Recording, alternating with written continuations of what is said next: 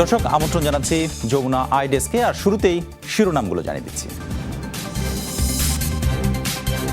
যুক্তরাষ্ট্রে আজ দুই ভাইস প্রেসিডেন্ট প্রার্থীর মুখোমুখি বিতর্ক। করোনা পরিস্থিতিতে প্রচারণার বড় মাধ্যম বিজ্ঞাপন। মহামারী নিয়ন্ত্রণে সব দেশে টিকা সরবরাহ সর্বোত্তম উপায় বলল WHO। করোনাকালে ধনীদের সম্পদ বেড়েছে $10 ট্রিলিয়ন। নাগর্নো কারাবাখ সংঘাত নিরসনে আন্তর্জাতিক সম্প্রদায়ের ভূমিকায় তুরস্কের অসন্তোষ। আলোচনায় বসতে আর্মেনিয়ার শর্ত।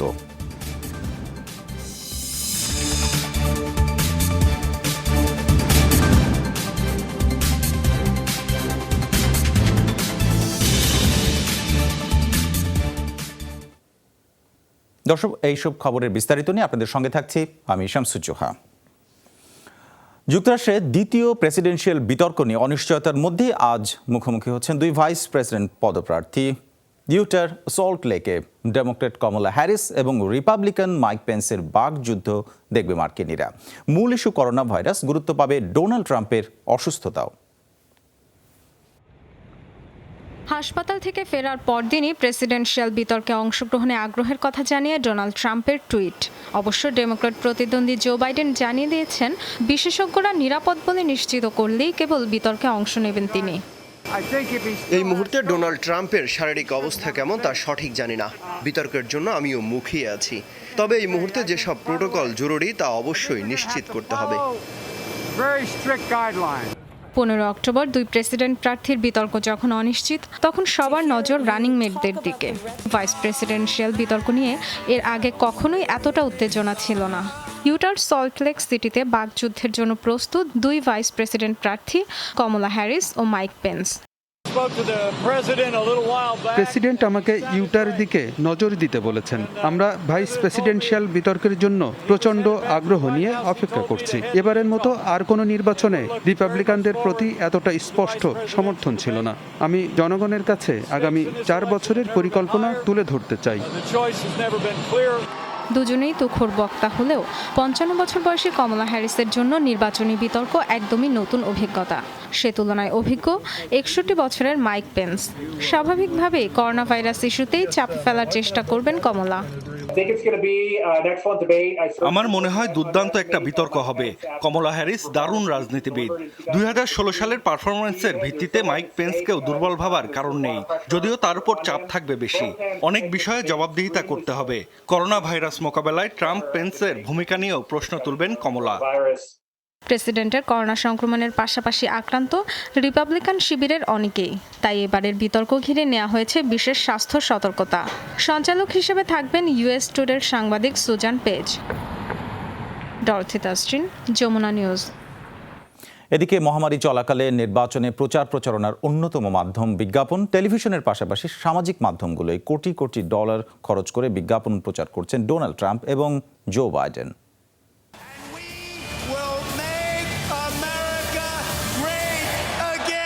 প্রাণঘাতী করোনায় আক্রান্ত হয় সশরীরে নির্বাচনী মাঠে নেই ডোনাল্ড ট্রাম্প। তাই বলে থেমে নেই প্রচারণা।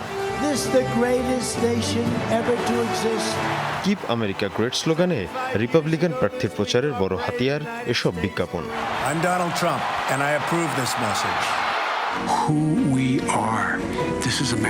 কম যান না ডেমোক্রেট প্রার্থী জো বাইডেনও। $100 কোটি খরচ করে তুলে ধরা হচ্ছে প্রেসিডেন্টের নানান ব্যর্থতা। দীর্ঘদিন ধরে মার্কিন প্রেসিডেন্ট নির্বাচনের প্রচারের অন্যতম অনুষঙ্গ বিজ্ঞাপন। মহামারী পরিস্থিতিতে শারীরিক দূরত্ব রক্ষার বাধ্যবাধকতায় এবার বিজ্ঞাপনের গুরুত্ব বেড়েছে বহুগুণ। মূলধারার গণমাধ্যম টেলিভিশন, রেডিওর পাশাপাশি প্রার্থীরা বিপুল পরিমাণ বিজ্ঞাপন দিচ্ছেন গুগল, ফেসবুকের মতো সামাজিক মাধ্যমে। ইশতেহার উন্নয়নের ফিরিস্তি, বিরোধী পক্ষের ব্যর্থতা, দুর্বলতা, এমনকি ব্যক্তিগত আক্রমণ। কি নেই এসব বিজ্ঞাপনে? স্লিপি জো বিশেষণে বার্ধক্য স্পষ্ট হওয়ার ডেমোক্রেট প্রার্থীকে খোঁচা দিতেও ছাড়ছেন না ট্রাম্প শিবির।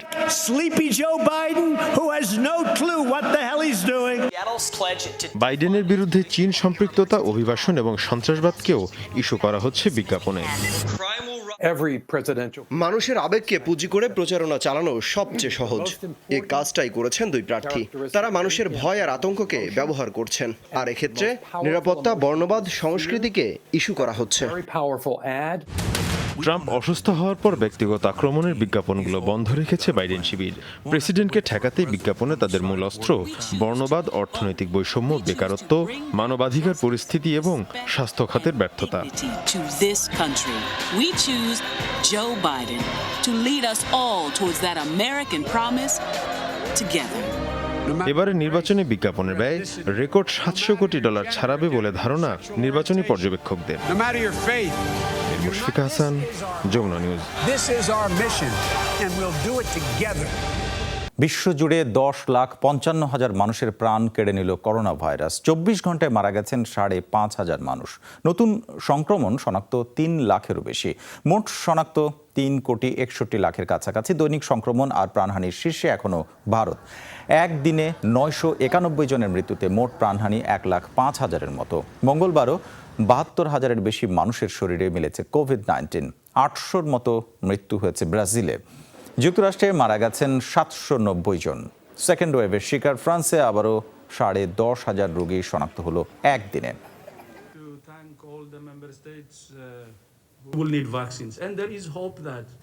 দ্রুত জনজীবন স্বাভাবিক করতে সব দেশে পৌঁছাতে হবে করোনার টিকা। গুটি কয়েক নয়, বরং প্রত্যেক দেশে কিছু সংখ্যক মানুষকে টিকা দেওয়া গেলে সহজ হবে মহামারীর নিয়ন্ত্রণ, বলছে বিশ্ব স্বাস্থ্য সংস্থা। এদিকে স্বাস্থ্যবিধি শিথিল রেখে বিকল্প উপায়ে মৃত্যুহার 1% নিচে নামাতে ব্যবস্থা নিচ্ছে ভারত।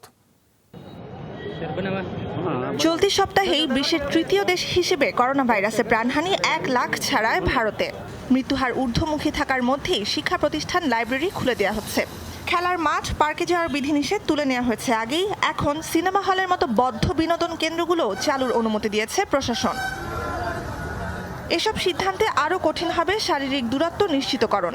কিন্তু ভারতীয় স্বাস্থ্য মন্ত্রণালয় বলছে বিকল্প উপায়ে সংক্রমণ ও মৃত্যুহার নিয়ন্ত্রণের পরিকল্পনা আছে তাদের, যদিও জানায়নি সে পন্থা। पिछले 2 सप्ताहों में प्रतिदिन গেল 2 সপ্তাহ প্রতিদিন দেশ জুড়ে হাসপাতাল ও বাসাবাড়িতে চিকিৎসাধীন করোনা রোগীর সংখ্যা 10 লাখের নিচে ধরে রাখা গেছে। এখন মৃত্যুহার নিয়ন্ত্রণে আনতে রাজ্য সরকারগুলোর সাথে আলোচনার ভিত্তিতে করণীয় ঠিক করছি। 1% নিচে মৃত্যুহার নামিয়ে আনাই লক্ষ্য। विशेष उपाय किए जाने चाहिए। এদিকে মহামারী নিয়ন্ত্রণে নির্দিষ্ট সংখ্যক মানুষের জন্য হলেও সব দেশে টিকা সরবরাহই সবচেয়ে ভালো উপায় বলে মনে করছে WHO। কিছু দেশের সব মানুষকে টিকা দেওয়ার বদলে সব দেশের কিছু মানুষকে টিকা দেওয়া উত্তম বলে মনে করছি।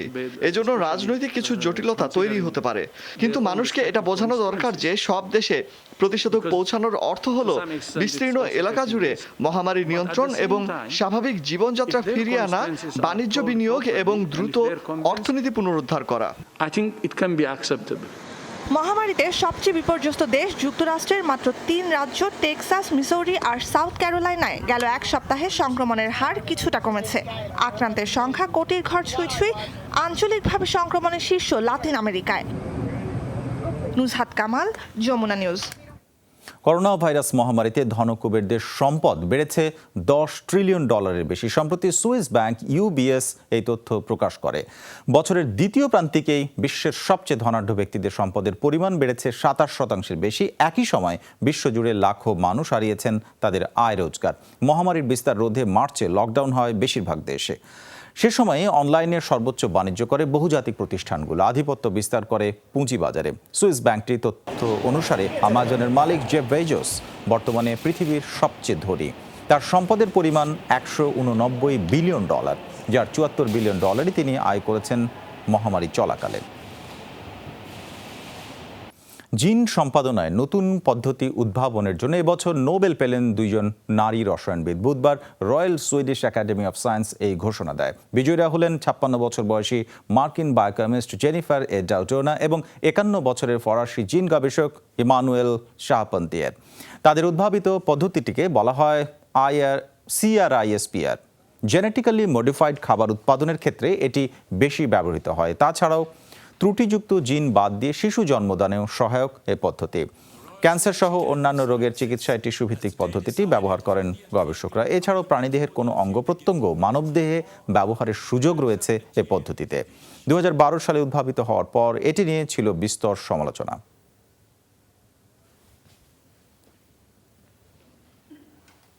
হংকংয়ে নিরাপত্তা আইন এবং উইঘুর মুসলিম সম্প্রদায়ের উপর নির্যাতনের ঘটনায় চীনের প্রতি নিন্দা জানিয়েছে যুক্তরাষ্ট্রসহ ৩৯টি দেশ। মঙ্গলবার জাতিসংঘে মানবাধিকার বিষয়ক বৈঠকে নিন্দা প্রস্তাব তোলা হয়। বলা হয়, জিনজিয়াংয়ে মুসলিম সংখ্যালঘুদের উপর নিষেধাজ্ঞা সহ তাদের ধর্মীয় স্বাধীনতায় বাধা দিচ্ছে শি জিনপিং সরকার। এছাড়াও হংকংয়ে নিরাপত্তা আইন চালুর মাধ্যমে দমন পীড়ন চালাচ্ছে চীন। মানবাধিকার রক্ষায় দ্রুত পদক্ষেপ নেয়ারও তাগিদ আসে। নিন্দা জানানো দেশগুলোর মধ্যে রয়েছে ব্রিটেন, জাপান, অস্ট্রেলিয়া সহ ইউর দেশগুলো।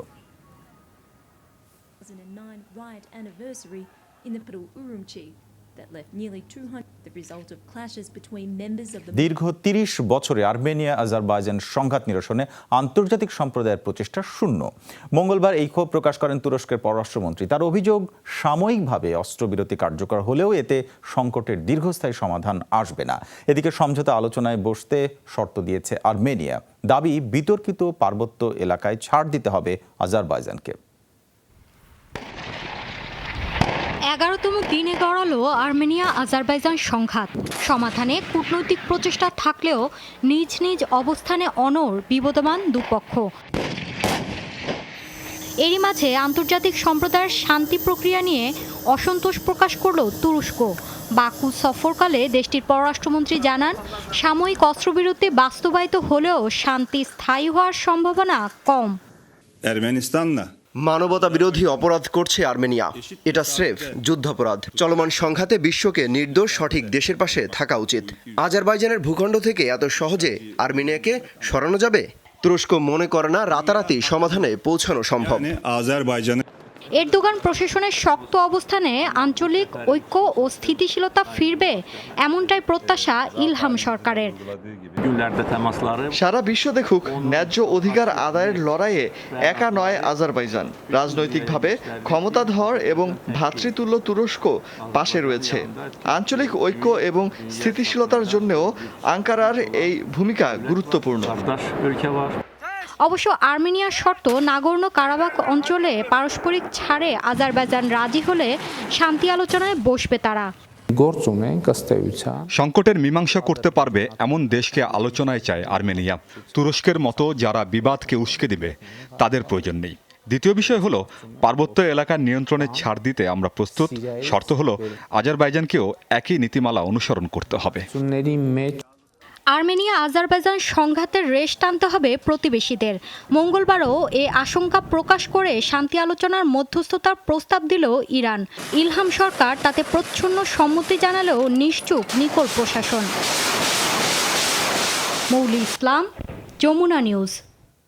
কিরগিজস্তানে গণবিক্ষোভের মুখে পদত্যাগ করলেন প্রধানমন্ত্রী কুবাত্তেক কারানোভ। মঙ্গলবার অব্যাহতি দেন পার্লামেন্ট স্পিকারও। অস্থায়ী প্রধানমন্ত্রী হিসেবে নিয়োগ পেলেন বিরোধী নেতা সাদির জাফারোভকে। রোববারই তাকে কারামুক্ত করে আন্দোলনকারীরা। মঙ্গলবার 13টি বিরোধী দল মিলে গঠন করা হয়েছে কোঅর্ডিনেটিং কাউন্সিল। রাজনৈতিক অচলাবস্থা নিরসনে চলছে আলোচনা। এর আগে আন্দোলনের মুখে ফলাফল বাতিল করে দেশটির নির্বাচন কমিশন। ব্যাপক কারচুপির অভিযোগে কয়েকদিন ধরেই উত্তাল কিরগিজস্তান। সিরিয়ার আল বাব শহরে বোমা হামলায় কমপক্ষে 18 জন নিহত হয়েছেন। মঙ্গলবার শহরের বাস স্টপেজের কাছে এই হামলায় আহত হয়েছেন আরও 75 জন। স্বেচ্ছাসেবী সংগঠন হোয়াইট হেলমেট বলছে, ভয়াবহ বিস্ফোরণে ক্ষতিগ্রস্ত হয়েছে আশপাশের বেশ কয়েকটি ভবন। এছাড়াও আগুন ধরে যায় কয়েকটি গাড়িতেও। হতাহতের মধ্যে নারী এবং শিশু রয়েছে। চিকিৎসকরা জানান, আহতদের মধ্যে বেশ কয়েকজনের অবস্থা আশঙ্কাজনক। বাড়তে পারে প্রাণহানির সংখ্যাও। এখনও এই হামলার দায় স্বীকার করেনি কোনো গোষ্ঠী। প্রতিবেশী তুরস্ক বলছে, এলাকাটি আঙ্কারার নিয়ন্ত্রিত হয় এই হামলা চালিয়েছে কুর্দি সশস্ত্র গোষ্ঠী। উত্তরপ্রদেশে ধর্ষণ এবং হত্যাকাণ্ডের প্রতিবাদে বিক্ষোভে উত্তাল ভারত। মঙ্গলবার বিভিন্ন রাজ্যে বিক্ষোভ করেছে বিরোধী দলীয় নেতাকর্মীরা। বিক্ষোভকারীদের অভিযোগ, দুর্বল ব্যবস্থাপনার কারণেই নারীদের বসবাসের জন্য বিশ্বের সবচেয়ে অনিরাপদ দেশ ভারত। ধর্ষণ রোধ এবং নারী সুরক্ষা দিতে ব্যর্থ নরেন্দ্র মোদী। গেল 14 সেপ্টেম্বর হাথেরাসে এক দলিত তরুণীকে গণধর্ষণ করা হয়। 2 সপ্তাহ পর চিকিৎসাধীন অবস্থায় তার মৃত্যু হলে গোপনে মরদেহ সৎকার করে পুলিশ। তাতে ভারত জুড়ে ছড়ায় বিক্ষোভ। ধর্ষণের এই ঘটনাকে অত্যন্ত অস্বাভাবিক ও মর্মান্তিক হিসেবে অভিহিত করেছে দেশটির সুপ্রিম কোর্ট।